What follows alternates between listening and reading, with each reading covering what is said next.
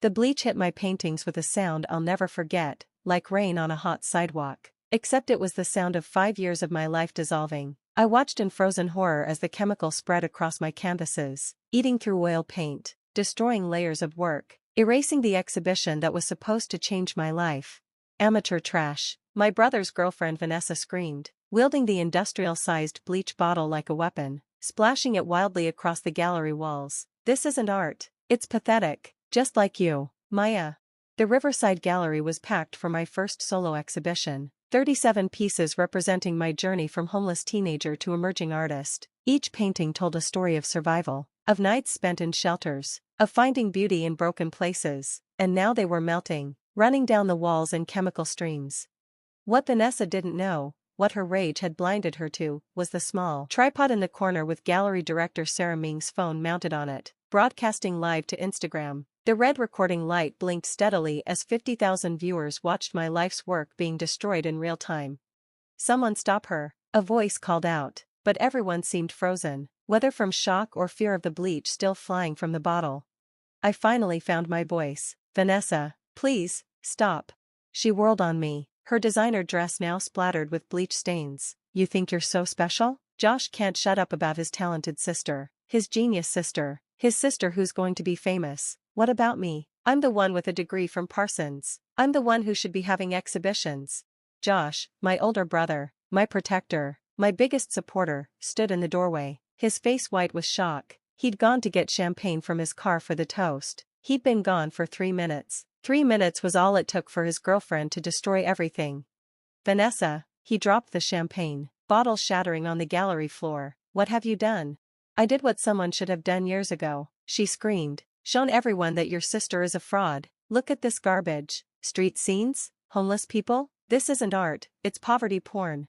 Sarah Ming stepped forward carefully, her voice steady despite the chaos. "Ma'am, you need to put down the bleach. What you're doing is a crime. You're destroying hundreds of thousands of dollars worth of art." "Hundreds of thousands?" Vanessa laughed maniacally. "For this?" "The large piece you just destroyed was already sold for $75,000, Sarah said calmly. "The buyer is watching this live stream right now." Vanessa's face went pale, but she didn't drop the bottle. Instead, she turned to the painting that meant the most to me, a portrait of my grandmother, the woman who'd raised me after my parents died, who'd lived just long enough to see me get into art school. It was the only painting I'd never sell. "No," I whispered, moving toward her. "Please, not that one." She smiled then, cruel and satisfied, and threw the remaining bleach directly at my grandmother's portrait. The scream that tore from my throat wasn't human. I lunged forward, trying to shield the painting with my body, but the bleach had already hit. I watched my grandmother's painted eyes disappear, her smile melting away, the careful brushstrokes I'd spent 6 months perfecting dissolving into nothing. That's when someone finally acted. A man I didn't recognize tackled Vanessa from behind, knocking the empty bottle from her hands. Security rushed in, too late, always too late, and restrained her. "I want her arrested," she was screaming. "She attacked me. You all saw it. She's jealous because Josh loves me more than her." "Ma'am," one of the security guards said, "you just destroyed an art exhibition, on live stream, to 50,000 witnesses." Sarah Ming was at my side, pulling me away from the ruined portrait. "Maya, breathe. Look at me, breathe." But I couldn't breathe. I was watching 5 years of work drip onto the floor, every late night, every skipped meal to afford paint, every rejection before Sarah finally gave me a chance, all of it was gone. "Ladies and gentlemen," Sarah addressed the shocked crowd while still holding me, "please give us some space. The exhibition is obviously cancelled. We'll be in touch with anyone who had purchases pending." "Wait." A woman stepped forward from the crowd. I recognized her from her photos. Dr. Elizabeth Morrison, senior curator at the Modern Art Museum, the woman who was supposed to change my life tonight with an offer for a permanent collection spot. "I'd like to say something." She walked to where Sarah's phone was still streaming, addressing the camera directly. "I'm Dr. Elizabeth Morrison, curator at MAM. I came here tonight to offer Mayachin a spot in our permanent collection. What I've just witnessed isn't the destruction of art, it's the birth of something more powerful." She turned to face the crowd, then the camera again. "Art isn't just what hangs on walls. It's the story, the struggle, the artist's journey." Maya's work depicted survival and resilience. What we've just witnessed is her living that truth. The woman who destroyed these paintings has actually created something she never intended, proof that art matters, that it provokes, that it has power. She looked directly at me. Maya, every piece that was destroyed tonight will be recreated, not by you, you'll create new work, but by forensic art restoration specialists who will use the livestream to rebuild what was lost. And both versions, the destroyed originals and your new work, will be displayed at MAM. This isn't the end of your story, it's the chapter that makes you legendary. Vanessa started laughing hysterically. You're going to reward her for this? This garbage? Josh finally found his voice. Vanessa, you just committed a felony. On livestream, you destroyed hundreds of thousands of dollars in art because you were jealous. Jealous? Of her? She's nobody, a foster kid who got lucky. She's my sister, Josh said quietly, and she's more talented in her little finger than you'll ever be. The police arrived then, taking statements. Watching the livestream replay, Vanessa was arrested for felony vandalism, destruction of property over $100,000, and assault with a caustic chemical. The last charge was added when they realized I had chemical burns on my hands from trying to save my grandmother's portrait. As they led her away, she screamed at Josh, "You're choosing her over me?" "I'm choosing the person who didn't destroy my sister's life work out of jealousy," he replied coldly. "We're done, Vanessa. Your stuff will be outside my apartment by morning." The crowd slowly dispersed, but not before many of them approached me with business cards, offers of support, and promises to share the story. The livestream had gone viral while we were still standing there. Hashtag Justice for Maya was trending. Artists around the world were posting their own work in solidarity. Sarah Ming surveyed the destroyed gallery, then turned to me. "Insurance will cover the full value. Every piece was documented and appraised. You'll be compensated." "It's not about the money," I whispered, staring at the spot where my grandmother's portrait had hung. That painting, it was all I had left of her. Actually, a young man stepped forward, holding a professional camera. "I was photographing the exhibition for Art Week magazine. I have high-resolution images of every piece, including your grandmother's portrait. Every brushstroke, every detail, they're yours."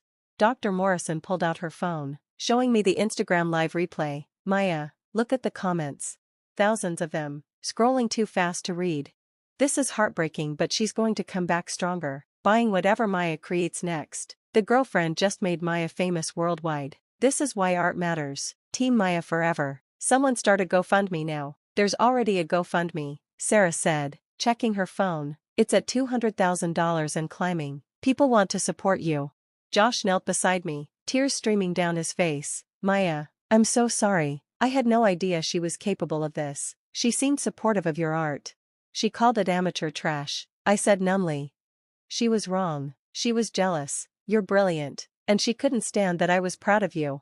Dr. Morrison's phone rang. She answered, her eyes widening. "Yes, she's here. Yes, I'll tell her." She hung up and turned to me. "That was the Guggenheim. They want to acquire your story, the destroyed works, the documentation, the recreation process, everything. They're calling it Destruction and Rebirth, the Maya-chan story. But there's nothing left to acquire," I said. "That's where you're wrong," she said. "The Bleach damaged canvases are now part of the story. They're artifacts of an attack on art itself, combined with the livestream, the restoration process, and the new works you'll create in response. This is bigger than an exhibition. This is art history happening in real time." A woman approached with a tablet. "Maya, I'm Detective Rivera. We need you to watch the livestream to verify events for the prosecution." I watched my exhibition die again on the small screen, but this time, I noticed things I'd missed in the moment. The way people had gasped when they realized what was happening. The way strangers had moved to protect other paintings. The way Josh had looked when he walked in, not just shocked, but heartbroken for me. "She planned this," Detective Rivera said. "We found searches on her phone about bleach and canvas, about how to destroy oil paintings. This was premeditated." "Why?" I asked. "Why would she plan this?" Josh answered quietly. "She applied to show here last month. Sarah rejected her portfolio." Sarah's head snapped up. "Vanessa Morse? The one who sent those derivative fashion photographs?" "That's her," Josh confirmed. "She didn't tell me she'd been rejected. She said she was too good for a small gallery. So she destroyed my exhibition because she couldn't have one?" "Jealousy makes people do terrible things," Detective Rivera said. "But in this case, it's going to cost her. With the value of the destroyed works and the premeditation, she's looking at serious prison time." The next few days were a blur. The story went international. Major news outlets picked it up. The security footage and livestream were played countless times. Art critics wrote pieces about the performance art of the destruction, even though it wasn't intended as such. Vanessa, from her jail cell awaiting bail hearing, tried to claim it was performance art, that she'd been making a statement about privilege in the art world. No one believed her, especially after her jealous rants were broadcast to millions. The GoFundMe reached $500,000. Artists sent me supplies, canvases, offers of studio space. The photographs of my destroyed works were published in a memorial catalog that sold out in hours.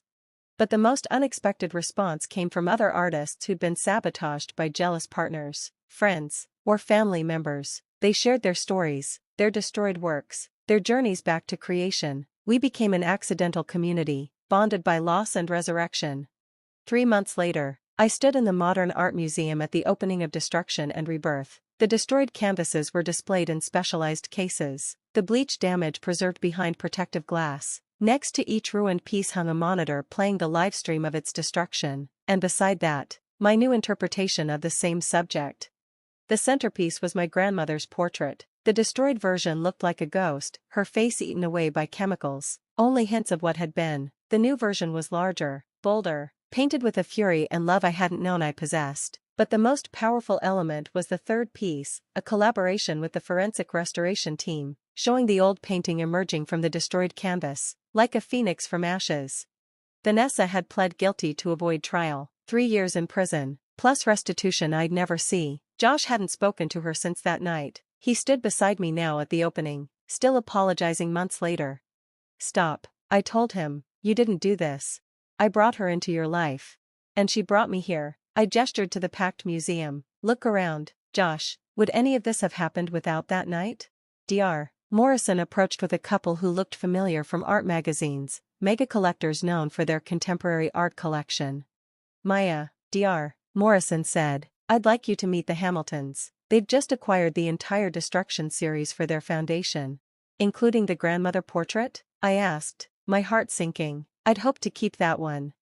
"Mrs. Hamilton smiled. "I'll accept that one. That stays with you, but we'd like to commission a companion piece, your grandmother as you imagine her now, watching your success. She'd be horrified." I laughed through sudden tears. "She hated attention. But she'd be proud," Josh added, "so proud." The exhibition was a massive success. Every piece sold. Museums competed for future works. I went from unknown artist to art world sensation, the woman whose work was so powerful it drove someone to destroy it. But late at night, in my new studio, funded by the GoFundMe, I sometimes thought about the original paintings. They're gone forever. Despite the reproductions and restorations, those specific brushstrokes, made during specific moments of my life, can't be recreated. Vanessa took those from me, but she also gave me something, proof that art matters, that it can drive people to extreme actions, that creation and destruction are two sides of the same passionate response to beauty. I'm painting my grandmother again now. In this one, she's standing in the gallery, watching Vanessa destroy the first portrait, but she's smiling, because she knows what I know now, that sometimes destruction is just transformation waiting to reveal itself. The painting is called Thank You, Vanessa. She'll hate that when she gets out of prison and sees it in the permanent collection of the Modern Art Museum. But then again, she already hates that I became everything she wanted to be, not despite her destruction, but because of it. The bleach stains on the gallery floor are still there. Sarah Ming refused to remove them. She says they're part of history now. Tour groups stopped to see them, to hear the story of the night jealousy turned to rage, rage turned to art, and art turned to triumph. And every time I walk past those stains, I remember the sound of bleach hitting canvas, the smell of chemicals eating paint, the sight of my grandmother's face disappearing. But mostly, I remember the 50,000 strangers who watched it happen and said, "This matters, she matters, art matters. That's worth more than any painting. Even mine."